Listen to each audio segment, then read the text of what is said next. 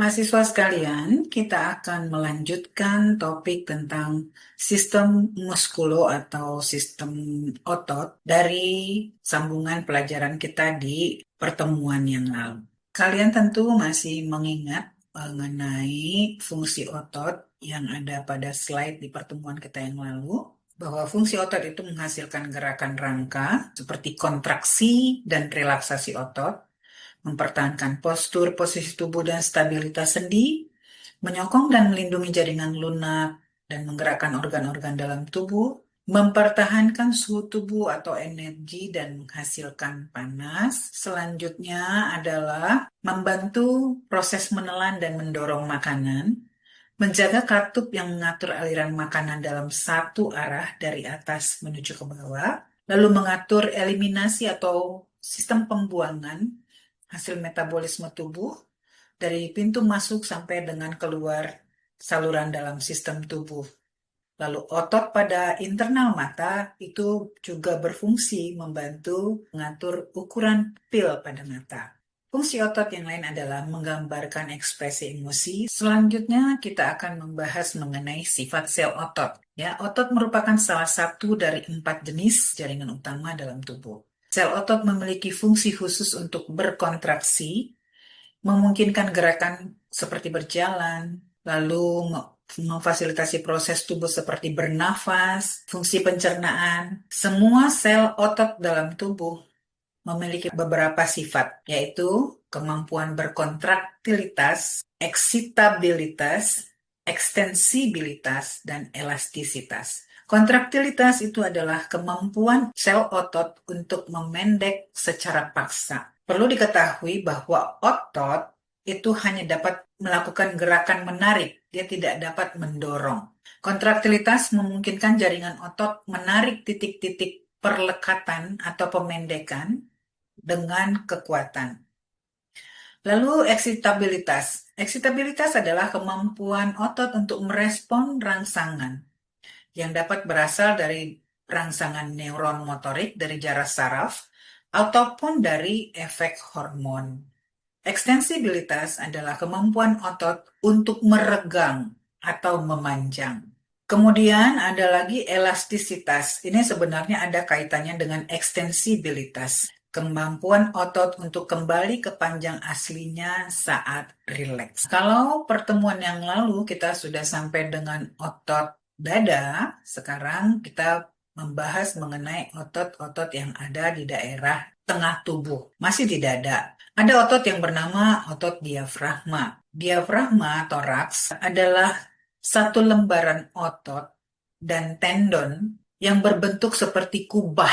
Fungsi dari otot diafragma ini sebagai otot utama pernafasan dengan peran penting selama proses pernafasan. Diafragma sendiri berfungsi sebagai tanda anatomi pemisah yang memisahkan daerah toraks atau dada dan daerah abdomen. Kita mengetahui bahwa daerah dada itu adalah tempat di mana terletak organ paru dan jantung. Sementara di daerah perut itu ada banyak organ-organ halus yang disebut dengan kelompok otot-otot pencernaan. Nah, asal-usul diafragma terletak di sepanjang vertebra tulang belakang, ya, daerah lumbal belakang dan tepi bawah tulang rusuk serta sternum. Sternum itu pasti kalian sudah belajar waktu tentang muskulo, adalah daerah tulang yang berada di tengah-tengah dada. Seperti pada gambar yang kalian lihat di bawah sebelah kiri, ada tanda panah hitam 3. Daerah otot diafragma ini, karena dia adalah pemisah antara organ toraks dan organ abdomen, diafragma itu memiliki lubang-lubang diafragma yang memungkinkan saluran lanjut dari esofagus, lalu ada sarafrenik dan vagus, aorta descending, vena cava inferior, untuk melewati antara rongga toraks dan abdomen tersebut. Kalian bisa lihat di sini di kiri bawah ada central tendon, itu yang warna putih, ya berarti dia melekat kepada organ-organ di bawahnya. Kemudian ada inferior vena cava, pembuluh darah yang langsung berhubungan dengan jantung di atasnya untuk memumpahkan darah ke seluruh tubuh. Kemudian tanda panah yang bertuliskan esofagus. Esofagus itu dimulai dari tenggorokan sampai dengan batas diafragma lalu berakhir sebelum mencapai lambung sebagai saluran untuk mengalirkan makanan ke daerah lambung. Kemudian ada lagi satu tanda panah yang disebut dengan aorta. Kalian bisa melihat berbagai angle dari otot diafragma ini ya. Dari sebelah atas, panah yang sebelah merah itu. Kemudian yang di tengah, yang nomor 2, yang panah hitam, itu terlihat dia memisahkan antara organ atas diafragma yang ada di toraks dan yang ada di bawah diafragma, yaitu ada lambung, ada hepar, ada ginjal, ya, dan ada saluran pencernaan dari usus halus, usus besar, dan yang lain. Gambar yang ketiga terlihat sekali dia berada persis melekat di paru, sehingga yang disebut dengan organ vital pernapasan ketika bentuk dari diafragma tersebut melengkung ke atas, berarti itu ada pada posisi seseorang sedang mengeluarkan nafas. Sementara ketika dia mendatar ke bawah, berarti paru-paru ukurannya lebih besar, sehingga menekan diafragma, dan itu berarti dalam proses menarik nafas. Itu ada kaitannya dengan gambar breathing process. Kalian bisa lihat arah panahnya dan efeknya pada diafragma. Kemudian yang kanan bawah menjelaskan posisi 3 dimensi antara organ atas diafragma dan organ bawah diafragma. Kita lihat di sini fungsi otot diafragma. Untuk fungsi pernafasan, pada saat menghirup nafas atau inspirasi, diafragma akan berkontraksi dan bergerak ke arah bawah. Dia jadi lebih datar, sehingga dengan datarnya diafragma, rongga dada itu akan menjadi lebih luas dan paru-paru berkesempatan lebih besar untuk memasukkan udara dari luar tubuh. Ekspansi atau pengembangan ini menciptakan ruang hampa yang menarik udara masuk paru-paru ya. Lalu ada proses ekspirasi. Ekspirasi ini adalah aktivitas saat menghembuskan nafas, meniup nafas keluar. Pada kondisi ini, diafragma akan relaksasi dan melengkung ke atas. Lengkungan tersebut akan mendorong paru-paru sehingga memperkecil rongga dada. Sehingga dalam hal ini membantu paru-paru untuk mendorong nafas keluar. Itu yang disebut dengan ekspirasi. Sementara untuk fungsi non-pernafasan, fungsi dari otot diafragma adalah menjadi pembatas rongga tubuh yang tadi sudah disebutkan antara rongga dada dengan rongga perut, lalu menjaga stabilitas batang tubuh saat otot diafragma berkontraksi selama aktivitas sehari-hari dan berkontribusi pada stabilitas dan postur tubuh. Fungsinya yang lain adalah mengatur tekanan intraabdomen. Diafragma membantu mengatur tekanan dalam perut, penting untuk berbagai fungsi pencernaan dan membantu saat kita melakukan kegiatan mengedan atau mengejan, atau saat kita tertawa kuat terjadi peningkatan tekanan baik di intratoraks atau dalam toraks maupun di intraabdomen di dalam perut. Fungsi non pernafasan berikutnya adalah tempat lewatnya organ-organ vital seperti tadi esofagus, kemudian aorta, vena cava inferior, dan saraf untuk memanjang ke arah bagian bawah diafragma dan berlanjut kepada organ-organ yang ada di bawahnya. Diafragma juga memiliki fungsi untuk mencegah cekukan atau hiccups. Gerakan kontraksi yang tiba-tiba dan tidak nyaman pada diafragma ini akan menyebabkan cegukan. Jadi diafragma pun bisa membantu mengendalikan cegukan atau hiccup tersebut. Kita berpindah sekarang ke otot-otot abdomen. Kalian bisa melihat gambar-gambar yang ada di sini, dilihat dari berbagai dimensi, lapis-lapisnya, kemudian kuadran-kuadrannya dibagi dalam 9 kuadran kalau di gambar ini. Dan ini ada kaitannya dengan pelajaran kalian di PPN. Otot perut adalah serangkaian otot yang kuat yang melapisi dinding perut. Terdapat di bagian tengah tubuh, di bagian depan, antara tulang rusuk dan panggul. Otot perut ini memiliki banyak fungsi penting, termasuk mendukung bagian tengah tubuh, gerakan dan menjaga organ-organ yang ada di dalamnya tetap pada tempatnya. Ada 5 lapis otot utama di perut. Ada yang namanya rectus abdominis, pyramidalis, external oblique, internal oblique transversus abdominis. Bersama dengan otot punggung, otot perut ini akan membentuk otot-otot inti, melindungi tulang belakang dan menjaga tubuh tetap seimbang. Gambar yang sebelah kiri atas itu kalian bisa lihat dari penamaannya ada linea alba, rectus fascia, rectus abdominis, transversus abdominis, internal oblique, dan external oblique. Kalian bisa lihat lebih detail antara internal dengan eksternal itu serat ototnya dia lebih ke arah mana. Lalu yang transversus abdominis ya lebih bagaimana serat atau lintang dari ototnya. Kemudian ini ada tonjolan kotak-kotak seperti ini. Itu yang disebut dengan rectus abdominus yang jika dilatih secara konsisten dengan beban dan tekanan tertentu akan membuat otot-otot tersebut seperti membengkak dan mengeras yang menghasilkan six pack. Nah, sementara rectus abdominis ini dia memanjang dari atas ke bawah sampai ke piramidalis. Bentuk disebut piramida karena dia seperti segitiga ke bawah. Yang di kanan atas ini makin ke bawah dia membentuk seperti segitiga. Apa fungsi otot perut atau fungsi otot-otot abdominal? Otot perut memiliki beberapa fungsi penting. Selain menstabilkan tubuh bagian atas dan menjaga tekanan internal yang konsisten dalam perut, juga memiliki fungsi tubuh yang esensial seperti mengatur atau mengelola tekanan, peningkatan tekanan saat tubuh melakukan beberapa aktivitas. Aktivitas-aktivitas tersebut seperti bernafas atau tertawa. Kalian mungkin boleh sambil melakukan itu sekarang ketika bernafas, ada tahanan di perut, lalu ketika tertawa, terpingkal-pingkal itu otot perut juga ikut meningkatkan tekanannya. Ya, kemudian pada saat kita buang air besar, kita ngeden, terutama kalau umpamanya buang air besarnya keras, ya, itu otot perut ikut meningkat tekanannya. Dan pada saat kita batuk, selain dadanya mengalami tekanan tinggi, perut juga ikut mengencang.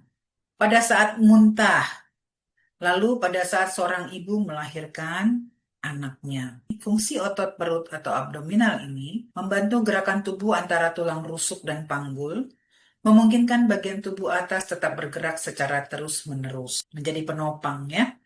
Hal ini membantu mendukung tulang belakang dan bagian tubuh atas saat berjalan, melakukan gerakan duduk, berdiri, atau memutar tubuh ke samping. Lalu, fungsi yang lain adalah menjaga organ dalam tetap pada tempatnya, termasuk seperti lambung, usus, pankreas, hati atau liver, kantong empedu, dan organ-organ lainnya. Dan memberikan dukungan inti pada postur tubuh kita. Tipe-tipe otot abdominal. Dikatakan di sini anatomi otot perut terdiri dari 5 pasang otot seperti yang sudah dijelaskan tadi. 2 diantaranya adalah otot vertikal yang memanjang dari atas ke bawah yang terletak di bagian tengah tubuh. 3 yang lainnya adalah otot yang lain yang akan dijelaskan pada slide berikut. Nah, 2 otot ini yang disebut dengan otot vertikal yaitu rectus abdominis seperti kalian bisa lihat pada gambar dan piramidalis sesuai dengan warnanya. Itulah yang disebut dengan otot vertikal yang mengarah dari atas ke bawah. Rectus abdominis sendiri membentang di kedua sisi tengah perut, dipisahkan atau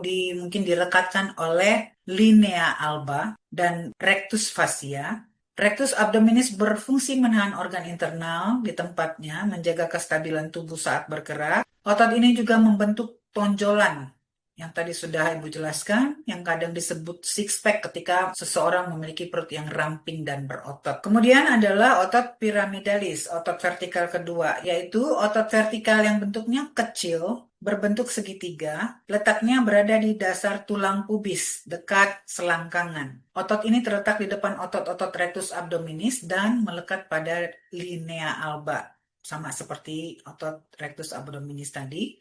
Otot piramidalis membantu menjaga tekanan internal dalam perut. Namun dikatakan sekitar 20% orang tidak memiliki otot piramidalis. Kalau tadi 2 disebut sebagai otot vertikal, berikut ini adalah 3 otot datar yang bertumpuk satu di atas yang lain, terletak di sisi tubuh. Jadi dia lebih menyamping.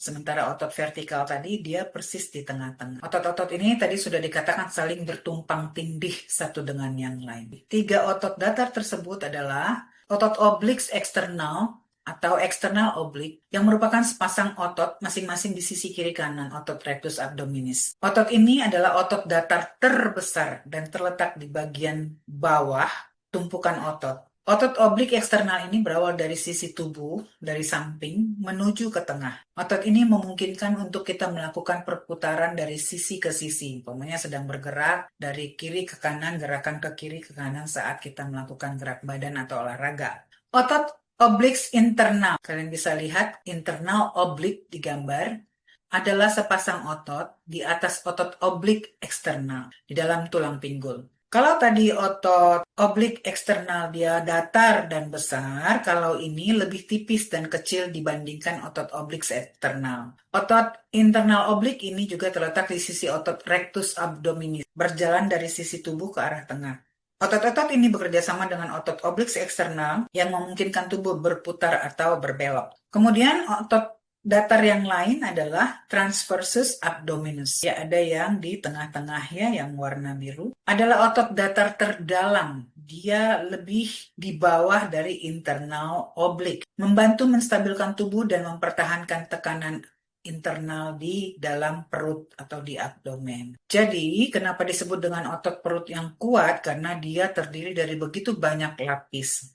Sehingga saat dokter melakukan operasi pada daerah perut, maka dokter akan membuat laporan di dalam laporan operasi telah dibuka lapisan abdomen pertama apa, lapis kedua apa, lapis ketiga apa, sampai ditemukan organnya. Kita mengenali lapisan-lapisan otot tersebut juga ada dampaknya ketika pasien mengalami luka pada daerah kulit dan otot. Sekarang kita bahas kondisi dan gangguan pada otot-otot perut. Beberapa kondisi yang dapat mempengaruhi otot dinding perut adalah terjadi kekakuan atau kejang pada otot perut. Kondisi ini paling umum yang mempengaruhi otot perut, yaitu kejang otot perut karena otot perutnya ketarik. Bisa karena masalah peregangan otot yang berlebihan, bisa karena penggunaan otot-otot perut yang terlalu berlebihan, ketawa terlalu kencang juga bisa membuat otot perut jadi kering, memutar tubuh secara tiba-tiba dan keras. Nah, ini yang paling sering membuat kondisi seseorang mengalami kram perut. Kemudian, kejang otot dapat berkisar dari robekan kecil pada serat otot hingga robekan parah yang bahkan dapat menyebabkan otot terlepas. Jadi, aktivitas kita itu harus hati-hati. Ini lebih sering mengalami ototnya terlepas ketika terjadi cedera atau trauma, mungkin tertabrak atau tertusuk ya atau ditembak. Cedera ini lebih sering terjadi pada olahraga yang melibatkan gerakan memutar seperti pada pemain tenis, sepak bola, pemain bisbol dan golf. Kemudian gangguan yang lain adalah hernia. Hernia ini terjadi ketika organ internal, yang disebut dengan organ internal itu seperti usus, lambung, dan sebagainya. Nah, dalam hal ini yang disebut dengan organ internal menembus titik lemah pada otot, yaitu usus. Kalian bisa lihat pada gambar yang paling atas, yang bagian di luar itu melengkung adalah masuknya usus ke daerah tertentu. Ada 3 tempat yang sering membuat usus bisa ambrol atau bisa melorot atau bisa nyemplung ke daerah jaringan di sekitarnya.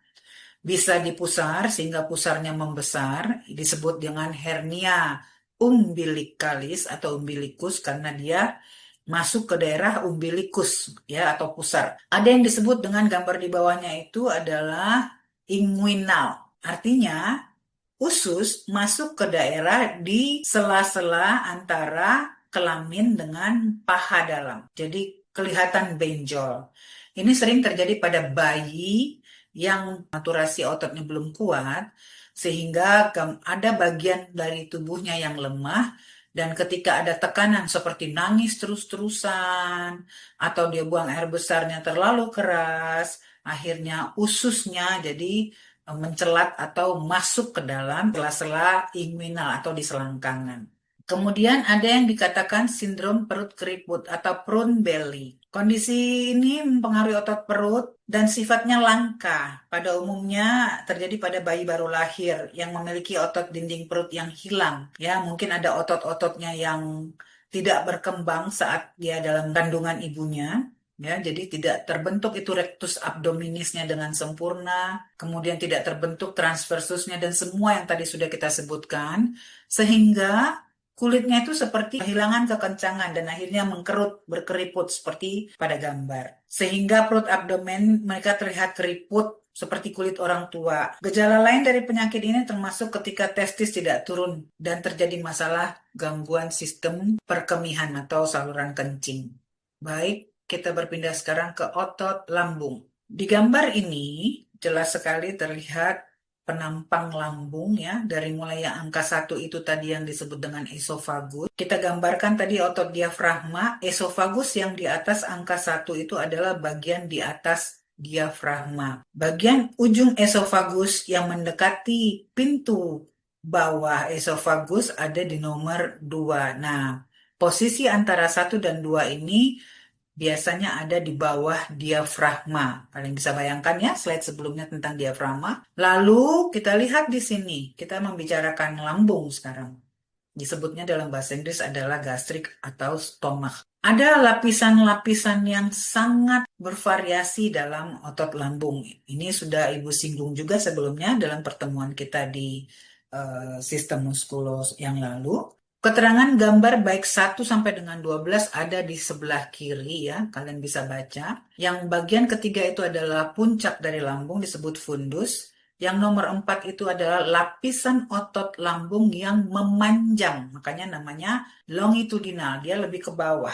Seperti otot rectus abdominis yang disebut dengan otot-otot ventrikal tadi. Kemudian yang nomor 5 itu adalah jenis atau lapisan otot lambung yang dia bergerak ke arah samping dan memutar seluruh badan lambung. Sehingga dia disebut dengan sirkuler, mengelilingi. Lapisan terluar itu adalah ototnya adalah yang panjang dulu, baru yang di tengah itu yang memutar, lalu yang di bagian paling dalam itu yang oblik atau lebih miring serat dari ototnya. Kemudian di situ dikatakan nomor 7 itu ada garis panah dari atas ke bawah itu adalah badan dari lambung.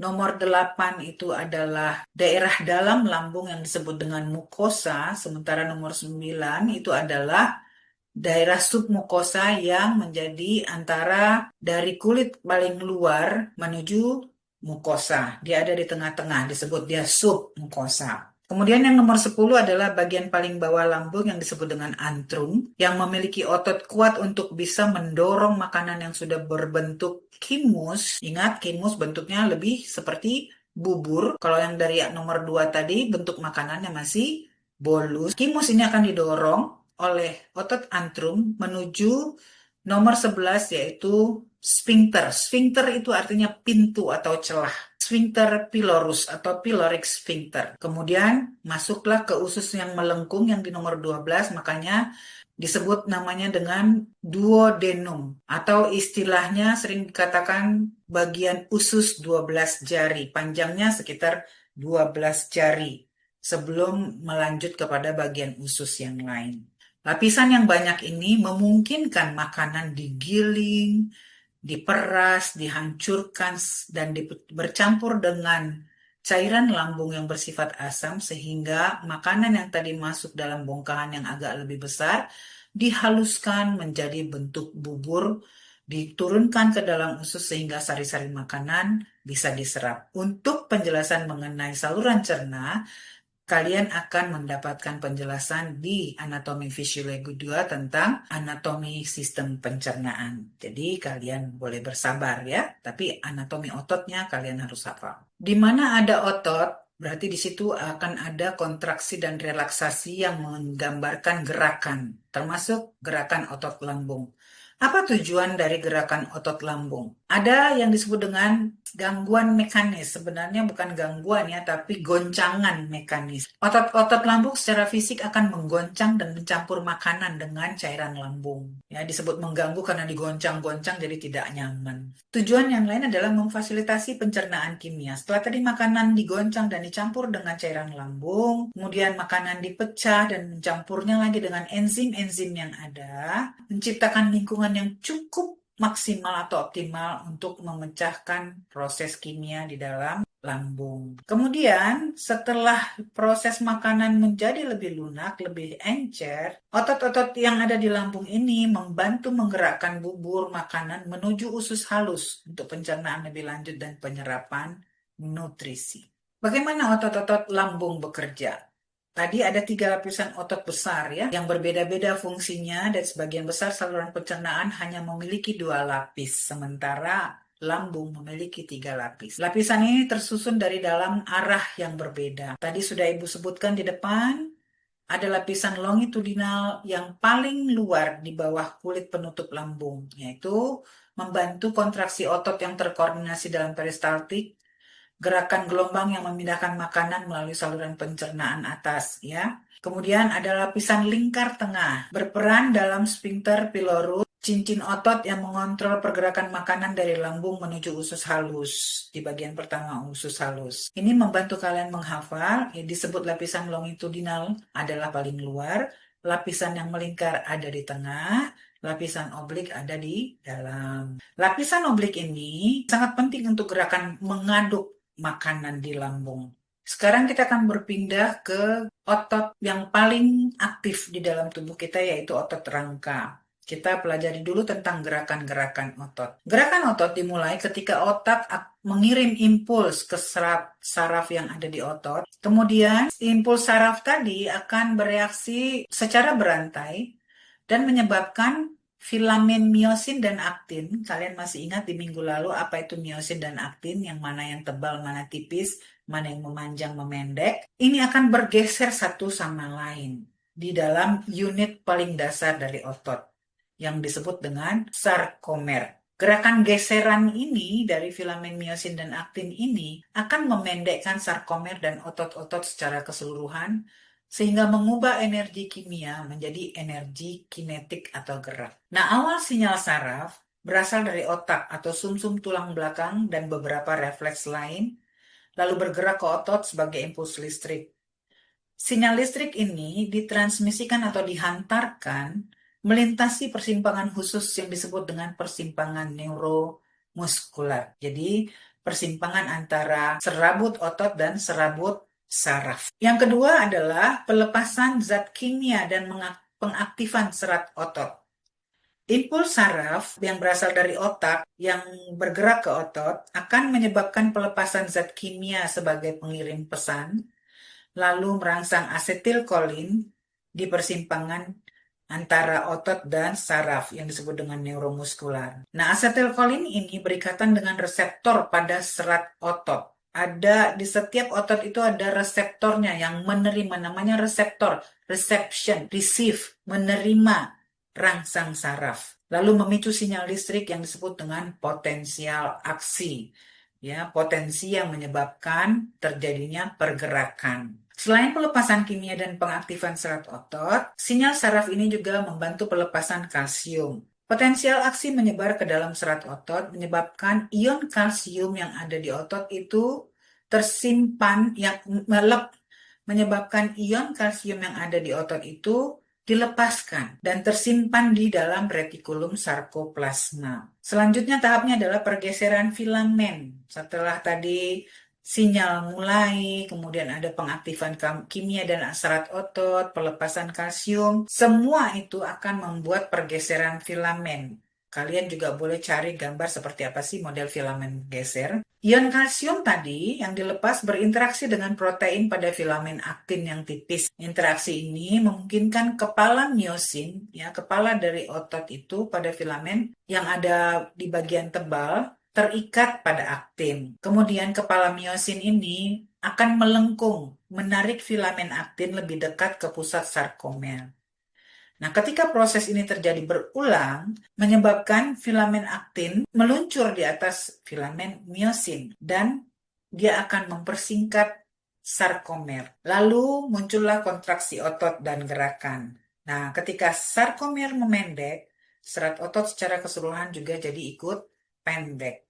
Kontraksi ini akan mengubah energi kimia dari adenosin trifosfat atau ATP menjadi energi yang bergerak yang disebut dengan energi mekanik yang diperlukan saat kita melakukan pergerakan. Ketika impuls saraf berhenti, tidak ada lagi rangsang saraf untuk menggerakkan otot, maka kalsium akan dipompa kembali masuk ke dalam retikulum sarkoplasma. Situs atau sisi ikatan antara neuro dan muskular tadi diblokir, dan otot akan menjadi rileks sehingga sarkomer yang tadi memendek akan memanjang kembali secara rileks. Kalian juga bisa menonton dan mendengarkan penjelasan yang ada di YouTube yang sudah dibagikan di Learn untuk mempermudah kalian memahami bagaimana awal sinyal saraf itu sampai terjadinya eh, relaksasi otot. Ya, ini kelompok otot gerak atau rangka, ya berdasarkan jumlah kepala otot dibagi menjadi beberapa. Kalau dua namanya dia bicep,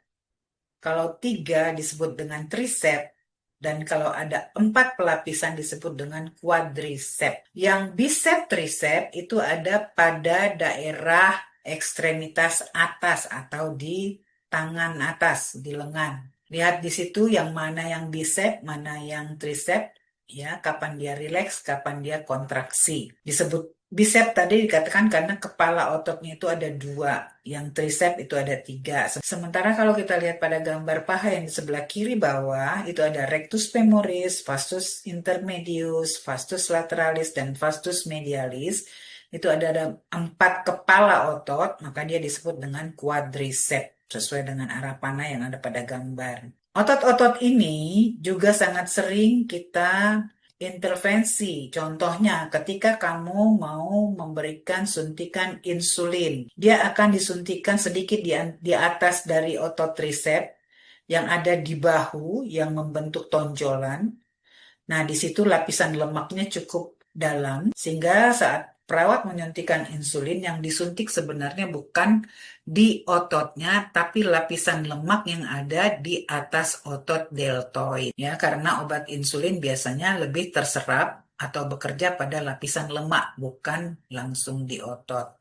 Untuk yang di paha, kita sering memberikan suntikan intramuskuler yang sering dipilih yaitu vastus lateralis yang merupakan lapisan otot paling lebar dan paling dalam. Pada gambar ini kalian melihat berbagai gerakan tubuh dan terminologi anatomi otot dan pergerakannya. Ada berbagai macam penamaannya. Menurut pekerjaan otot dibagi menjadi ada otot yang sinergis yang bekerjanya sama searah. Ada yang otot antagonis yang kerjanya berlawanan arah. Ada otot aduktor, abduktor, ada otot flexor, di mana di sini waktu pergerakan terjadi sudut tubuh menjadi lebih mengecil derajatnya.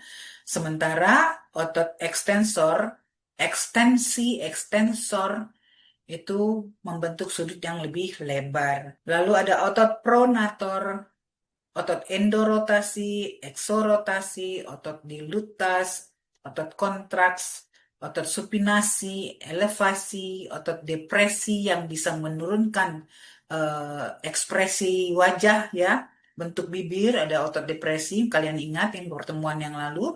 Ada otot inversi dan otot eversi, serta otot elevasi, lawan dari otot depresi. Kalian bisa lihat gambarnya. Gerakan abduksi adalah gerakan ketika membuat rentangan otot tangan atau kaki menjadi lebih jauh. Sementara adduksi, dia mendekatkan ke arah sumbu tubuh. Fleksi membuat lipatan sendi atau otot itu menjadi lebih kecil sudutnya. Sementara yang ekstensi dia menjadi melebar. Nah, ada yang forward rotation, ada yang backward rotation, yaitu dipengaruhi dari otot-otot yang ada namaannya di samping sebelah kiri. Kalian bisa lihat ya gerakan itu dia menggambarkan apa. Nah, berikut ada otot protraksi dan retraksi. Otot protraksi adalah gerakan tulang ke depan tanpa mengubah sudut. Gerakan anterior-posterior pada tulang belikat dan rahang. Gerakan penarikan ke depan seperti kita olahraga, memutar bahu, menggerakkan ke arah depan dan ke belakang. Aktivitas contoh mendorong sesuatu atau melempar bola. Nah, ada otot retraksi, menggerakkan tulang ke belakang tanpa mengubah sudut.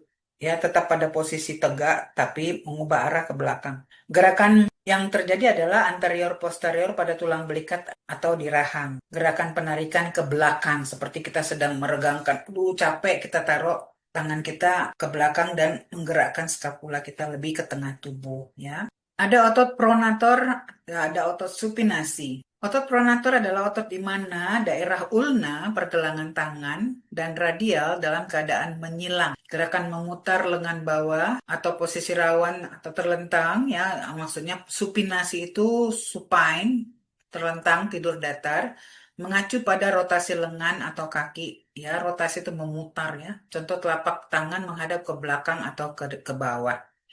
Otot supinasi. Supinasi adalah gerak menengadahkan tangan pada posisi supine atau terlentang, mengacu pada rotasi lengan atau rotasi kaki. Contoh, telapak tangan atau lengan menghadap ke depan atau ke atas. Itu ada disebut dengan posisi supinasi atau supine. Sekarang kita lihat otot adduktor. Adduktor itu lihat arah panahnya di dalam gambar itu mengarah ke tengah tubuh, membuat seseorang menjadi lebih berdiri dalam keadaan lebih tegak. Otot di paha terletak tepat di dalam pectineus, ada gambarnya itu, dan adduktor longus. Fungsi utama otot adduktor brevis adalah menarik paha ke arah medial ke tengah, menstabilkan gerakan kiri ke kanan batang tubuh, menyeimbangkan saat berdiri di atas permukaan yang bergerak. Contoh kita sedang ada di bus, banyak yang terjadi gerakannya adalah otot adduktor untuk mempertahankan kita tetap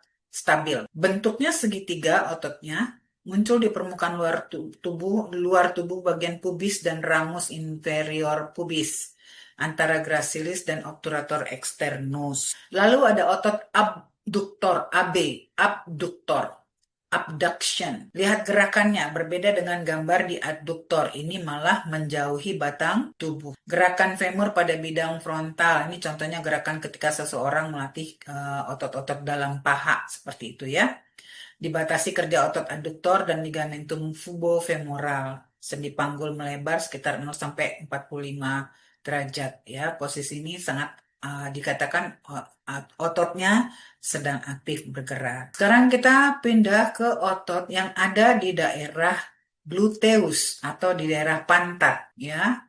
Disebut gluteus, ada penamaan 3 lapis sesuai dengan yang ada pada gambar. Ada gluteus minimus, ada gluteus medius, dan gluteus maximus. Nah, itu berdasarkan ketebalan dari otot-otot pantat kita. Fungsi utama otot dari daerah gluteus atau di daerah pantat kita ini membantu stabilitas panggul. Otot gluteal, terutama gluteus medius dan minimus, bekerja menstabilkan panggul supaya kita tidak miring saat bergerak atau berdiri dengan satu kaki. Jadi di sini diperlukan kerjasama antara muskulo dan skelet, disebut dengan muskuloskeletal, mendalami tentang pergerakan dari rangka dan otot.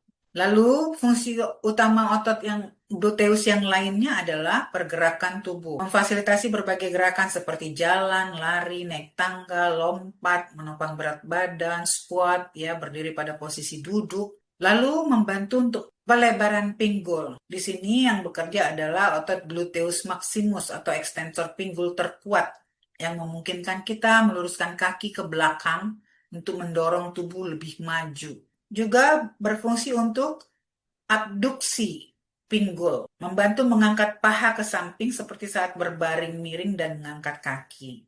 Lalu fungsi yang lain adalah menopang dan menyerap hentakan, membantu menyerap atau menahan hentakan yang terjadi saat berjalan atau berlari, sehingga tulang-tulangnya nggak jadi ikut rontok atau tulang-tulangnya atau otot-ototnya menjadi sobek. Di sini diperlukan pentingnya otot pantat atau otot gluteus yang kuat. Kalian bisa bayangkan ketika seseorang tidak memiliki otot pantat, dia mempunyai banyak kekurangan di dalam stabilisasi saat berdiri dan berjalan. Sehingga otot ini tidak hanya berfungsi sebagai fungsi estetika, Tapi sekian banyak yang tadi kita sudah bahas dari stabilitas panggul sampai menopang menyerap hentakan, itu tugas dari otot yang ada di daerah pantat kita. Yang lain adalah penting perlu otot gluteus yang kuat untuk meningkatkan kinerja kita sebagai orang yang sedang melakukan pergerakan. Ya, agar bisa menyesuaikan atau akselerasi, lompatan, dan kinerja atletik yang sangat kuat ya, yang sangat eksplosif. Contoh pada senam, ini sangat diperlukan kekuatan otot-otot dari gluteus di samping otot yang lain tentunya. Selain itu, otot gluteus yang kuat, dia mampu mencegah cedera karena dia menyerap dari hentakan-hentakan yang terjadi di seluruh tubuh, baik di otot besar maupun di daerah ligamen atau tendon, ya, membantu mencegah nyeri punggung bawah, nyeri lutut, cedera ligamen karena stabilitas yang lebih baik saat berlari dan mendarat. Kemudian ada otot fleksi atau flexor dan otot ekstensor. Seperti bunyi dari kalimatnya, ada otot yang melakukan gerakan fleksi yang membentuk sendi menjadi lebih menyempit, sudutnya lebih mengecil, mengurangi sudut antara dua tulang, menyatukan dua bagian anggota tubuh, contoh saat kita sedang jongkok atau sedang melipat kaki. Kemudian otot ekstensor adalah otot yang bekerja meluruskan kembali sendi yang tadi terlipat ke kedudukan semula dan meningkatkan sudut antara dua tulang sehingga tulang tersebut menjadi lebih lurus dan tidak menekuk dan menjauhi dua bagian anggota tubuh satu sama lain serta gerakannya adalah meluruskan sendi ketika kita berdiri. Ini ada otot endorotasi dan otot eksorotasi. Endo itu mengarah ke dalam, ekso itu mengarah ke luar. Gerakannya seperti yang ada pada gambar, dan otot-ototnya tersebut dikatakan otot endorotasi yang mengatur ke arah dalam. Sementara otot eksorotasi ada dua yang disebut dengan otot dilutas dan otot kontraks. Dilutas untuk gerak memanjangkan ototnya, sementara kontraks dia lebih pada gerak memendekkan otot seperti yang terlihat pada aktivitas di gambar. Selanjutnya kita bahas tentang otot inversi dan eversi. Otot inversi adalah gerak memiringkan atau membuka telapak kaki ke arah dalam. Pergerakan sol menuju bidang tengah tubuh. Contoh memiringkan telapak kaki ke arah garis tengah tubuh. Gerakan saat pergelangan kaki diputar. Gerakannya kalian bisa lihat pada gambar yang di bawah ya. Lalu otot eversi adalah gerak memiringkan atau membuka telapak kaki ke arah luar tubuh. Menjauhi bidang median, kegiatannya memiringkan telapak kaki menjauh. Ini sering kita lakukan untuk pemanasan atau saat kaki kita sedang pegal-pegal. Nah, sekarang kita bicara apa sih gangguan-gangguan yang paling common atau paling umum dalam otot skeletal atau gerak. Ada dua istilah paling besar selain masalah-masalah yang lainnya. Ada yang disebut dengan sprain atau keselio dan strain. Ini paling sering terjadi. Sebagai gambarannya, kalau terjadi sprain, jaringan apa yang terdampak? Pada sprain yang terdampak adalah daerah ligamen. Seperti sudah dijelaskan, ligamen itu adalah yang menghubungkan tulang dengan tulang. Kalau yang strain, itu sering terjadi pada otot atau tendon yang menghubungkan otot ke tulang. Apa yang menyebabkan terjadinya masalah sprain? Sprain sering terjadi karena regangan atau robekan pada ligamen. Biasanya karena akibat gerakan memutar mendadak atau terjatuh. Sehingga kadang-kadang arah yang terjatuh itu memutar ke dalam atau menahan sehingga ligamennya sering robek. Itu yang untuk sprain. Untuk strain, regangan atau robekan otot atau tendon, ya bedanya antara tendon dengan ligamen. Seringkali karena kelelahan berlebihan atau gerakan yang mendadak. Lokasinya di mana kalau untuk sprain? Biasanya terjadi pada pergelangan kaki, lutut, dan pergelangan tangan. Kalau untuk strain, lokasi yang sering terdampak yaitu punggung, otot paha belakang, dan leher yang sifat ototnya lebih panjang-panjangnya. Kemudian, gejala-gejalanya apa nih? Pada sprain, gejala yang sering muncul adalah nyeri, bengkak, memar, karena dia berkaitan dengan ligamen yang menyatukan antara tulang dengan tulang, maka sering terjadi kesulitan gerak pada sendi atau otot yang terdampak. Kalau pada strain, gejalanya hampir mirip, tetapi sering terjadi kejang atau kram otot. Itu kejangnya. Kemudian, penanganannya bagaimana?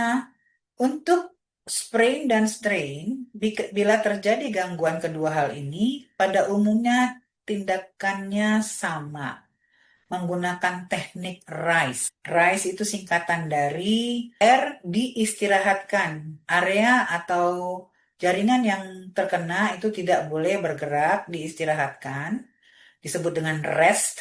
Kemudian diberi kompres es atau disebut dengan I atau ice, lalu dikasih kompresi atau dibebat atau diperban, disingkat dengan C, compression, dan ditinggikan untuk mengurangi pembengkakan, ya, atau disebut dengan elevasi atau disingkat dengan E. Itulah tadi kepanjangan dari RISE. Nah, untuk sprain berapa lama sembuhnya? Dapat memakan waktu beberapa minggu atau lebih lama, tergantung pada tingkat kerusakan ligamennya. Kalau untuk strain, dia biasanya sembuh lebih cepat daripada sprain atau keselio.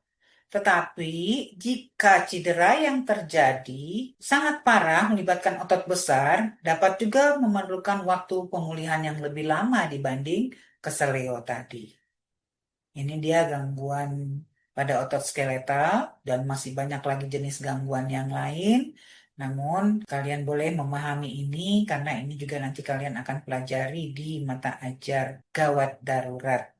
Nah, di sini disematkan beberapa alamat link yang bisa kalian tonton, ya. Kalau bentuknya dia yang biru-biru itu biasanya adalah bentuk video. Nah, yang di bawah adalah types of body movement, itu adalah dari artikel. Kalau kamu memang kepingin lebih banyak mengetahui bagaimana sih saya bergerak, apa sih yang unik pada sistem otot ini, silahkan dikunjungi link video ini supaya kamu bisa lebih memahami dan mengingat seumur hidupmu menjadi seorang perawat, dimulai dari mahasiswa keperawatan.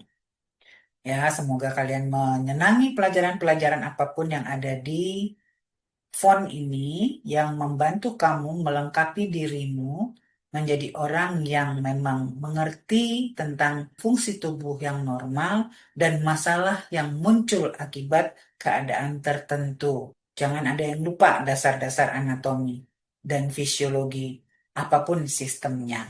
Ya. Baik, akhir kata Ibu mengucapkan selamat belajar. Jangan malas mengulang-ulang informasi yang sudah diberikan.